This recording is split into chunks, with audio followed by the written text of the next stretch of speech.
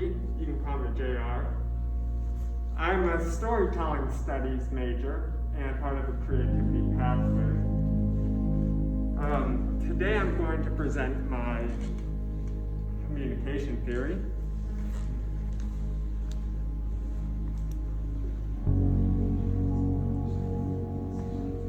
The purpose of my communication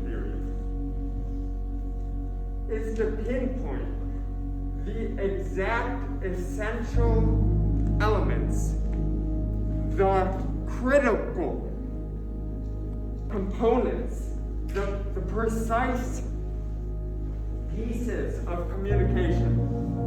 And so I've done just that in my theory. The reason I came up with this theory is because I was struggling severely to communicate with someone I care about a lot.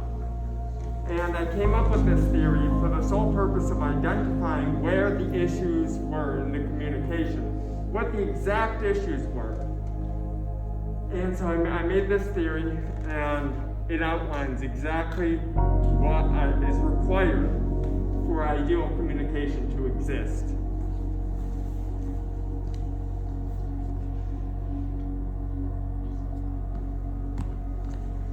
These are the tenements of communication.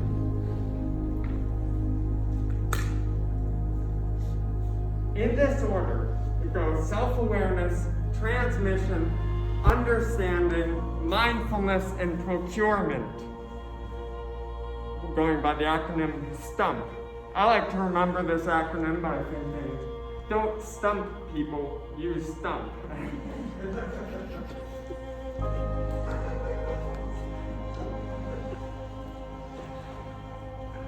It's important to note that ideal communication requires both participants to communicate effectively. Even the greatest communicator in the world cannot communicate with a brick wall. And that is why communication requires both people to communicate. So in this example here, I have Janice Ian from the movie Mean Girls, representing what an ideal communicator looks like, and I have Regina George from the movie Mean Girls, representing what a poor communicator looks like for the sake of this example. Now let's begin the theory. First is Codec. Now what Codec is, it's how we define words. So, imagine that Janice and Regina hear the word apple. Now, if Janice imagines a picture of a pear, and Regina imagines a picture of a banana, they cannot communicate with each other. In order for communication to even be possible, both participants need to have the same codec. There cannot be a codec mismatch. The thing is, most people who speak English agree on that they have the same codec for nouns. I think that if I said the word television, all of you here imagine a television, that we all imagine the same television. But this issue becomes prevalent when we look at subjectively valued adjectives. So if I say the word cute, for example, I think you're cute. Maybe for me the word cute means attractive, pretty. But for you, it might mean not that great looking, substandard, perhaps. And so the issue arises when we aren't aware of a codec mismatch. Different languages are different codecs, but we're aware that if someone says something in French and you don't speak French, you can't understand their codec. Now let's start communicating. Okay. First is self-awareness.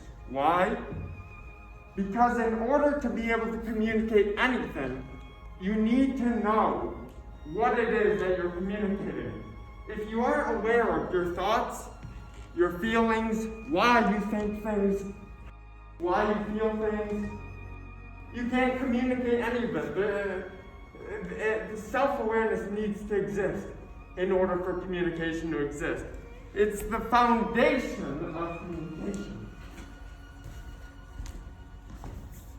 Oh, and I should note that Regina, as a poor communicator, isn't even willing to communicate. That's why you said the willingness to be self-aware. And so she's not willing to be self-aware, therefore she cannot be self-aware.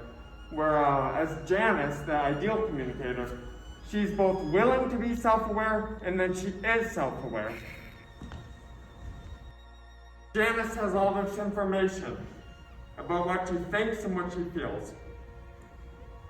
But it's not enough to have the information. The information is essentially worthless if it only exists in your mind.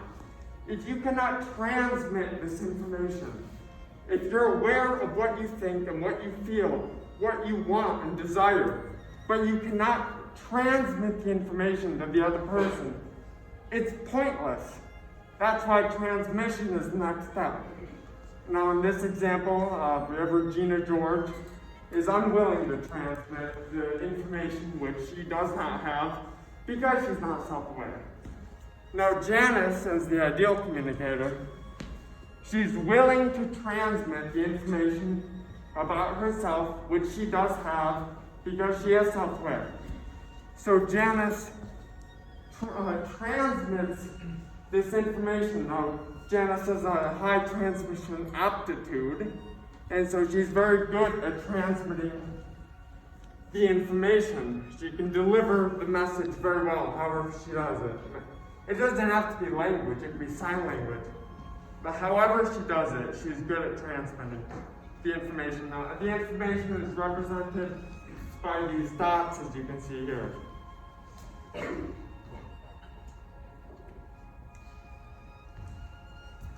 Here's where communication becomes a two-player game.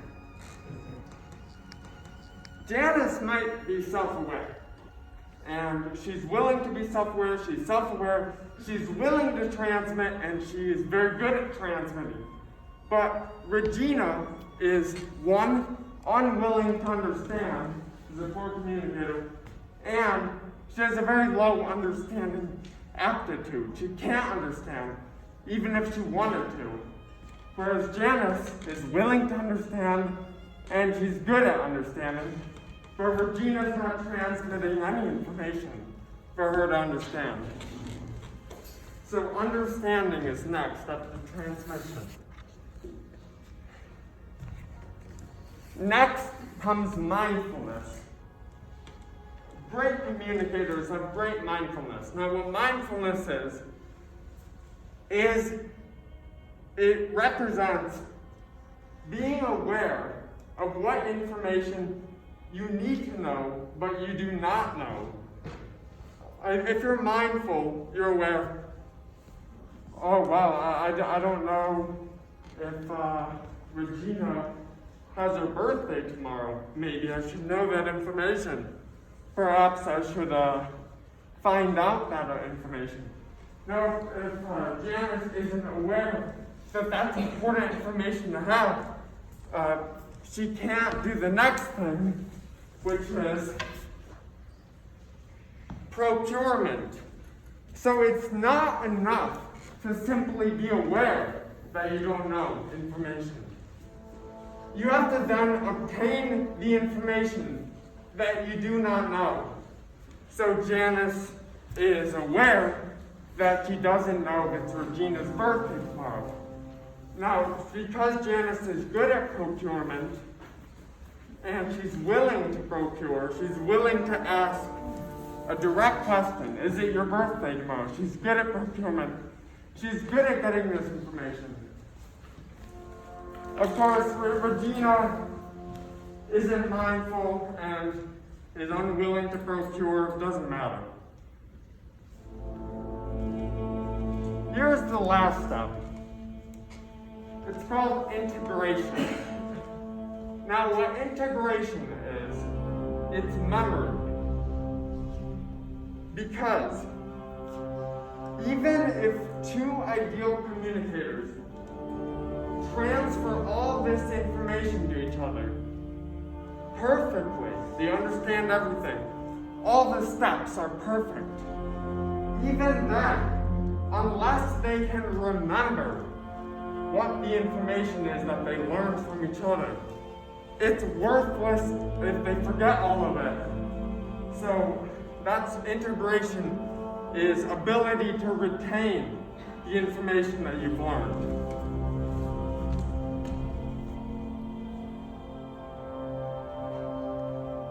So in summary, we have self-awareness, transmission, understanding, mindfulness, and procurement, which are the pillars of communication. Now, what I like about this theory is that if you are having an issue communicating with someone, you can look at these nuts and bolts of communication and you can ask yourself, where specifically is the issue in this? It has to be one of these things, and you can figure out where the issue is, which is why I created this theory after all. Communication is key. Of course, I believe, I would wager, that the majority of interpersonal conflicts that we experience on a regular basis are the result of misunderstanding, poor communication, and not genuine differences that are insurmountable with good communication. Good communication can eradicate so many issues, which is why I think it's important for everyone to take this message and remember to identify what the issue is and fix it.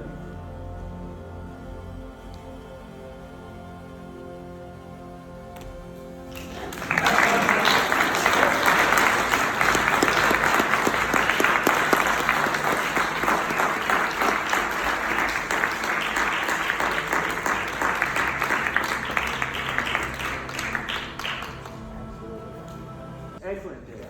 Thank you. I'm going to kind of use that theory when communicating with my first-year seminar on when class is. All right.